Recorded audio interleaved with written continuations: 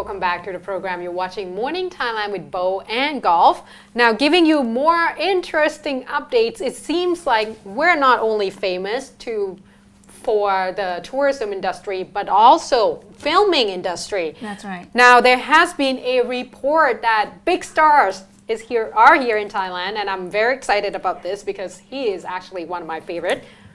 Pierce Brosnan. I mean, seriously, James Bond is here in Thailand. I'm very excited, as well as Owen Wilson. He's here, and the lead character, another one, is Lake Bale. Now, they're all here for a film called The Coup, which at first I thought, okay, that's quite interesting considering the fact that we are actually, pretty much protesting with Amnesty bill and something related in terms of the coup and whatever happened.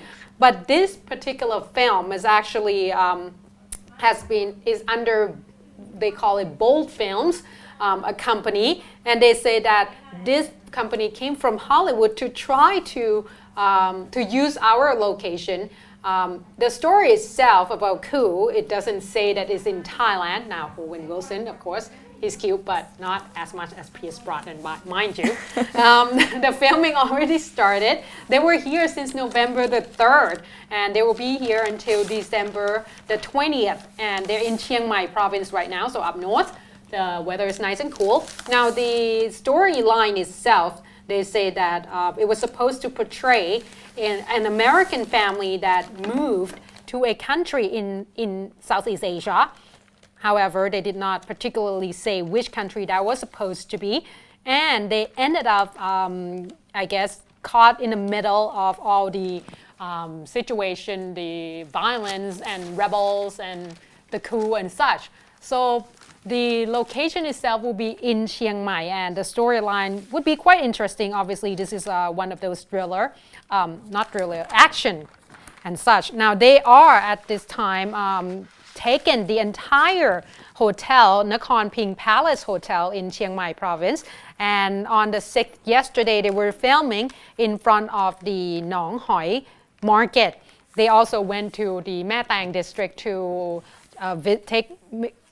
visit the elephant nursery as well. They say that David Lancaster, which is the producer for this particular film, said that Thailand was actually quite an interesting and good location for a lot of film.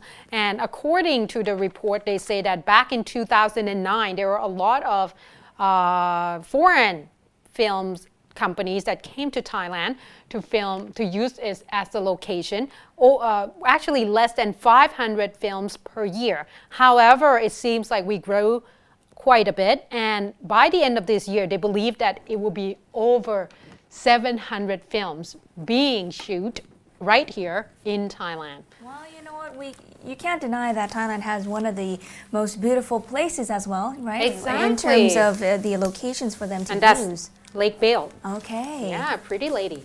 Okay. Well, now to move away from that, sorry to tone down the atmosphere a bit, but this time it's, talking about some progress about the prisons here in the country. And it turns out that the Ministry of Justice has planned to build as well as renovate some of the prisons, 42 in particular. So we have way too many inmates and not enough space for them? I don't know, but at least they're trying to make the renovation so that, to maintain the security and whatnot as well. Which is good, of course, indeed here. Now, to mention in details, coming from the news here saying that it's going to be, like I said, also replacing as well as renovating these prisons. And there's a possibility that one of the big prisons of Klong Prem as well as Bangkok, they're going to move some of the move the location of it, and instead they're going to use that particular area to be the economic zones kind of things. In the Klong Prem. Yeah. Okay. Let's see some of the details we have here. Now, apart from what I've mentioned, the Finance Ministry at the moment is waiting for the approval for the budget, of course, for these 42 prisons to be renovated and built, while they also mention about another update about the device of the electronic prison anklets. Oh. They're going to have a pilot project set out for 200 of these devices being used, but not for those. I don't know if that's actually going to work here in Thailand. They say they're not going to use it with the high criminal cases because that's going to be too dangerous, right? But instead, they're going to. That's why I said it's going to be a pilot project with, I believe, the teenagers. Aged around 16 years and above, with the penalty of violating traffic laws. So it's that's like not bad. Yeah, it's a pilot project that they're aiming for there. And this one will be done on the 1st of December. Anyways, I was shifting away, talking about the prisons in particular a little bit here. The Corrections Department is in the process of waiting for the approval of that budget, 42, and it can be separated down from 24 that will be renovated, and the rest will be built entirely new, I assume. And apart from that, the funding, they say, will amount up to around 39,000 baht. 39,000 million baht. Million baht. That makes more sense. Yes, it does. And like I said, for the Klong Prem prison, they say that they're going to have to change the purpose of the prison because that area is an economic area, and they're going to use it for that instead. And just as soon as the ministry is ready for a new location, then the Klong Prem prison is always ready to make the move to the new location and relocate. Apart from that, we hear from the Justice Minister himself, Chai Kasem Niti Siri, who mentioned about those anklets. Like I said, December the 1st, that's when they're going to use that pilot project of 200 of the devices. So that's the latest coming from the news of, the Justice Ministry, as well as the latest updates on the prisons. All right. Well, at least I think that we need to make sure that it's up to standard as well. Sometimes we've seen oftentimes that a lot of people are actually saying that it's actually quite inhumane inside the prison itself, the way you treat the prisoners or inmates. And technically, if we're going to live to the global standard, you still needed to treat them as human beings, not being too filthy in terms of the environment and such. All right, moving on to the situation down at the border with Cambodia, because today it's the 7th already, Kun Palada, and that means that the ruling from the International Court of Justice is coming very soon in terms of the disputed area around Priyavihir Temple that will be taking place on November the 11th to see whether or not the 4.6 square kilometers was supposed to belong to Thailand or Cambodia, or whether or not they're going to just tell us to solve this ourselves. Now, according to the report yesterday, a lot of reporters were asking the Army Chief General Prayut Chan-o-cha about this particular issue, whether or not there are preparation or whether or not he thinks that there will be violence down in the border area itself. He said that at this point, the military, and that includes the Army, the Navy, as well as Air Force, are trying their best to make sure that they get the situation under control as well as prepare for it. And they say that at this point, the patrolling is actually a little bit more in around the area, but also there's a need to create a little bit more understanding to the locals as well, because it seems like there are a lot of panic flying around in the area.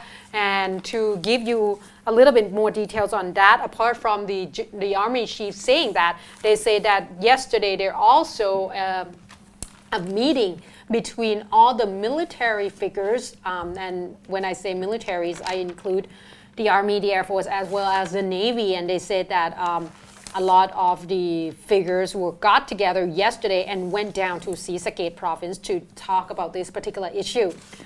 Now, they say that the orders has come from the Army chief already, trying to say that not to panic, because they say that there has been a little bit of a movement from the Cambodian side, seeing the Cambodian personnel, in terms of military personnel, moving and shifting around the area. So Army chief has already assured all the reporters, saying that it's just a regular, turning of a shift. kind of thing. So a routine change is not something to be worried about. Every country would have done it, and don't see it as instigating violence or trying to pressure us, because that's not the case at all. However, all the military figures that met in Sisagate province yesterday was talking and trying to make sure that all the security level in the area, especially in Sisagate province and Sakeo province, are under control. They say that at this point in the Ban Klong Luk of the Aranya Pratet district of Sakeo district, they say that there are a lot of Cambodian traders that seem to come in and out, especially in the Rong Kleur market, which is quite a famous trade area for both Thai and Cambodians. And they say that there's a checkpoint, the Ban Khong Luk checkpoint, which is a custom point that situated there is a permanent custom point. And there has been quite a bit of a rumor, especially in Poipet of Cambodia, that that Thai side will actually close down this particular custom checkpoint. And so the authorities said that they have to go into the area to make sure that locals, residents understand that no such thing will happen, because they have seen quite a bit of movement from the Cambodian side coming in, pretty much stocking up on all the goods and taking it back to Cambodia. And there are also a big rumor that there will be the violence instigate. So the authorities trying to rest assure everyone that that's not going to be the case. Now in Surin province at the Phnom Dong Rak district, which is where the Prasat Ta Mueun Thom or Prasat Ta Kwai, both of them, these are the historical site for Thailand. It's almost like one of those ancient castles, Ta Mueun Thom as well as Ta Kwai in the Phnom Dong Rak district. They say that there are quite a bit of rumors as well that these two will be closed down. And they say that the authorities rest assured that that's not going to happen at all. However, the bunkers has been cleaned already in the area, making sure that everything will be okay. And the locals actually pretty much pray for it, because the reporters say that they have seen, I don't know if you're actually familiar with this, we're quite superstitious that we know. But the doll, a model of a boy and a girl, a doll pretty much that you normally put on your lawn, now was put in on top of a bunker. So the reporter was asking the locals, why is it there? What's the point?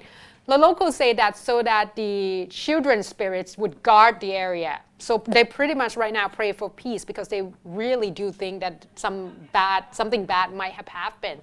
So what they are trying right now is the authorities trying their best to give the locals some more assurances, telling them not to panic, it will be okay. Any kind of comfort for them, even if it means that they have to bring in these dolls. In Thai we call them Kuman Hong, right? And it's a couple of a boy and a girl, a doll there. Anything that could help them, be rest assured, then they will do it. Exactly. And that's also a sign for the officials to help out as well. Okay. Well, speaking about being rest assured in a way, I guess. I don't know. I'm trying to make a segue into the headline, the biggest headline that's going on about the protest and whatnot that's going on in the country. And first, today, let's start out with coming from the UDD leaders this time. And we have heard of some internal conflicts. Is pretty much the red shirts. Yes, the red shirt supporters. And like I said, we heard some internal conflicts going on between them before about the Amnesty bill. Some are okay with it and some obviously are not. And in this case, the leaders of the UDD have had a huge discussion at the Imperial Lat Prao department store. And as you can see, this is actually after their meeting that went on. We see several familiar faces, Thida Thawon Seth, Jatuphon Phompan, and also Praseng Mongkol Sidi, Weng Tojidakan, Ari Krainara, along with a lot more, as you can see right there. Now, as for their meeting, It also arose after there were conflicts that they had with the Pheu Thai Party themselves, and it was so serious to the point where their program was taken off the Asia Update channel, or the programming, and that also ticked them off as well. So at the moment, at that time of the meeting, of course, there were lots of red shirt supporters who came to listen to their announcement. While apart from that, they decided to use the PNP satellite instead to do their broadcast, and even that, they still were unable to broadcast 100% fully, because their voices or their audio was still muted some way. So, it was still possible for that to happen for them. And as for Kun Jatuporn Phompan, a very, a big figure that we see, especially with the red shirts as well, came out to say that, you know what, I'm just going to have my own new channel. And he mentioned this on December the 1st. That's when he's going to have his own channel. So there's going to be no interruption whatsoever, indeed. And he also further mentioned that from now on, he's not going to protect the government. He said that it's because the government is not allowing us to do so, so why would we try to do something that they're not allowing us to do? And he said instead, we're going to shift our direction and we will be protecting democracy instead. Apart from that, as for Thida Thawanset, coming back to her a little bit, she also says that their group has miscalculated the actions of the Pheu Thai Party.